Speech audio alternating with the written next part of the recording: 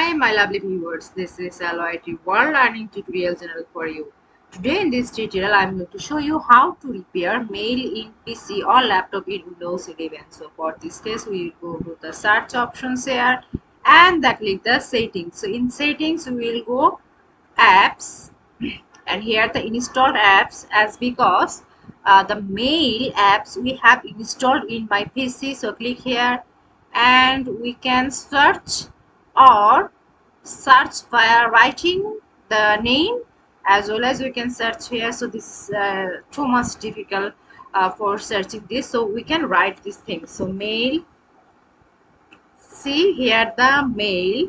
So go to these three options here, advanced options we will click. So in the below side, see here the repair. So if this app is not working right, we can try to repair it.